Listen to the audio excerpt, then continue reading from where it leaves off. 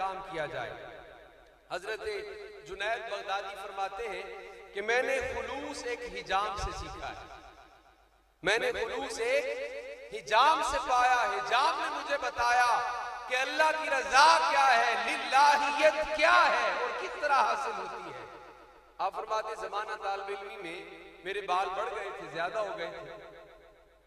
उस्ताद साहब ने फरमा दिया कि कल ये कटवा के आना। अब मेरे पास पैसे नहीं थे। कदीम जमाने में तालिब इल्मों के इसी तरह से गुजर औकात होते थे, तो कहने लगे कि मेरे पास पैसे नहीं थे। अब मैं ना झिझकता हुआ शर्माता शर्माता सा एक हजाम के पास चला गया। जाके मैंने उससे कहा कि भाई, उसके कान में बड़ा शर्माते हुए कि डांट ही न दे, मैंने झिझकते हुए उसके कान में कहा कि ना मियाँ, मेरे पास पैसे नहीं है, अगर हो सके तो अल्लाह के लिए मेरे बाल काट दे, अल्लाह के लिए मेरे बाल काट दे। अब जब उसने सुना कि अल्लाह के लिए बाल काटने हैं, अल्लाह की खातिर ये अमल करना है, तो वो खुद को मुखातिब करते हुए कहने लगा कि मियाँ, हर रोज पैसों के लिए करते हो, आज ये काम अल्लाह के लिए कर दो। अब वो चूंकि मसरूफ था, पहले से किसी की हजामत बना रहा था, जब वो फारिग हो गया और उसने मुझे उस जगह पर बिठाया जहां पर बिठा के वो हजामत बनाता था, अब वो मेरे सर को चूमने लगा। उसकी आंखों से आंसू जारी थे, बह रहे थे, और साथ ही साथ में कह रहा था कि हर रोज पैसे के लिए करता है, आज मैं अल्लाह के लिए कर रहा हूं। हर रोज मैं काम पैसों के लिए करता हूं, आज मैं अल्लाह के लिए कर रहा हूं। ये मेरा अमल अल्लाह के लिए हो रहा, अल्लाह की खातिर कर रहा हूं, अल्लाह के नाम पे कर रहा हूं। अब वो ये कहता रहा, रोता रहा, और मेरी हजामत उसने बना दी। मैंने उसका शुक्रिया अदा किया और दिल में इरादा कर लिया कि जब कभी फुर्सत हुई, मेरे पास कोई रकम आई, नकद आई, तो मैं जरूर इसकी खिदमत करूंगा। पढ़ने लिखने से जब फारिग हो गया, एक वक्त आया कि मेरे पास कुछ पैसे आ गए। अब मैं उस हजाम के पास गया और जाकर मैंने उसे वो पैसे दिए और उसका शुक्रिया अदा किया, और मैंने कहा कि वो आपने उस वक्त मेरी हजामत बनाई थी ज़माना तालिब इल्मी में, तो मैंने उस वक्त इरादा किया था कि जब भी मैं फुर्सत पाऊंगा तो मैं आपकी खिदमत करने आऊंगा, मैं इसलिए आया हूं। अब वो रोने लगा और वो हजाम मुझे कहने लगा, जुनैद बगदादी, पढ़ लिख गए हो और बड़े सूफी बन गए हो, लेकिन तुम्हें पता नहीं कि जो काम अल्लाह के लिए किया जाता है उस पर पैसे नहीं लिए जाते, उसकी कीमत और मूल नहीं होता। अल्लाह के लिए जो किया जाए उसका अजर बंदों से नहीं लिया जाता, उसका अजर अल्लाह से लिया जाता है। तो अजीजाने गिरामी कदर, जो काम अल्लाह के लिए करें उस पर फिर बंदों से कभी किसी चीज की उम्मीद न रखें, ख्वाहिश न रखें। यहां तक कि जो काम अल्लाह के लिए करोगे उस काम में बातें भी सुननी पड़ती हैं, लोग उलट बातें करते हैं। दिल बर्दाश्त नहीं होना चाहिए कि जी मैं तो अल्लाह के लिए कर रहा था, लोग बातें सुना रहे हैं। भाई जब कर अल्लाह के लिए रहे हो, फिर कोई कबूल करे या ना करे, बात करे या ना करे, तो अल्लाह की रजा का सौदा ये 5वां उसूल है। अगर कोई बंदा इसमें कामयाब नहीं है तो फिर ये बड़े अजीम लोगों का मकाम और मर्तबा होता है, वो उस वक्त तक कामिल नहीं है जब तक अल्लाह की रजा पे राजी ना हो जाए कि बस जिस तरह मालिक की रजा है उसी तरह मेरी रजा, मेरी खुशी उसी में है जिसमें अल्लाह सुब्हानहू व तआला की खुशी है।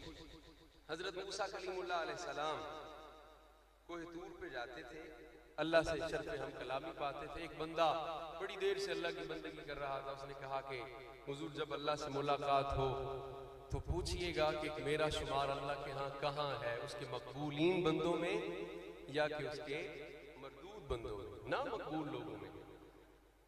मेरा कोई अमल अल्लाह को पसंद आया कि नहीं। हजरत मूसा अलैहिस्सलाम गए, वापस आए और फरमाया कि भाई अल्लाह को तो तू पसंद नहीं आया, अल्लाह को तो तू पसंद नहीं आया है। अब वो बंदा उठा और वजद में आया और खुशी में झूमने लगा, वजद करने लगा, नाचने लगा। जनाब मूसा कलीमुल्लाह अलैहिस्सलाम ने उसे फरमाया कि भाई तेरी तो जिंदगी भर की मेहनत अकारत गई है, तेरी सारी कमाई बर्बाद हो गई है, और तुझे चाहिए था कि गश खाता, बेहोश हो जाता, गिर पड़ता, लेकिन तो उठ के झूमने लगा, नाचने लगा है। क्यों? कहने लगा कि मूसा, मैंने कभी कोई काम इसलिए नहीं किया कि मेरा शुमार उसके यहाँ कहाँ होता है, मरदूदों में या कि मकबूलों में, मुझे इससे कोई सरोकार नहीं। वो कबूल करे या न करे, मैं उसके लिए कर रहा हूं और खुश इसलिए हो रहा हूं कि उसके यहाँ कहीं ना कहीं मेरा शुमार है। मैं तो डरता था कि कहीं ऐसा ना हो कि मेरा शुमार ही ना हो, तो उसके यहाँ कहीं ना कहीं मेरा शुमार तो है। तो अजीजान गिरामी कदर, अमल करना और अमल करने के बाद नतीजे से बेबहरे हो जाना, नतीजे से कोई परवाह और सरोकार ना रखना कि क्या निकलेगा, अल्लाह इसको कबूल करेगा कि ना करेगा, इस पर मुझे अजर मिलेगा कि ना मिलेगा, इस चीज से बिल्कुल बेबहरा हो जाना, ये रज़ा इलाही। और आखिरी उसूल मार्फत ज़ात इलाही है, अल्लाह सुब्हानहू व तआला की मार्फत। अगर कोई बंदा पिछले 6 कदम तय करके चला आए तो उसे 7वें कदम पर, 6ठे कदम पर आकर 5 कदम तय कर आए, 6ठे कदम पर आकर उसे अल्लाह सुब्हानहू व तआला की मार्फत हासिल हो जाती है। तो पहला कदम था तज़किया नफ्स, दूसरा कदम था सिफाए क़ल्ब, और तीसरा कदम था इताअते हक, और चौथा कदम था मोहब्बत इलाही, और 5वां कदम था रज़ाए इलाही। जब ये 5 मंजिलें तय कराता है तो 6ठी मंजिल पर उसे अल्लाह सुब्हानहू व तआला की रज़ा नसीब हो जाती है और उसे अल्लाह की मार्फत नसीब हो जाती है। और मार्फत हक सुब्हानहू व तआला का अगर मंजर देखना चाहते हैं तो ग़ज़वा तबूक के मौका पर जनाब सैयदना सिद्दीक़ अकबर रज़ी अल्लाह तआला अन्हु को देखें।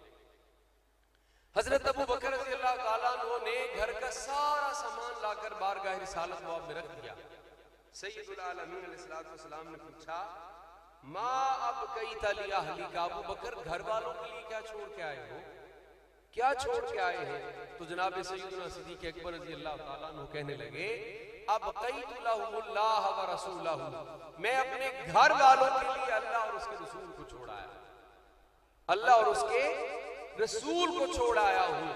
ये मकाम रज़ा है, ये मोहब्बत इलाहिया है, ये रज़ा इलाहिया है कि बंदा नतीजे से बेबहरा रहे, कोई परवाह न करे, और जब उसे मार्फत हक नसीब हो जाती है तो फिर उसका ये हाल हो जाता है। इतना पुख्ता यकीन, अलामा साहब जैसे अभी अशरफ साहब फरमा रहे थे, तो यकीन की पुख्तगी के साथ ये मकाम हासिल होता है।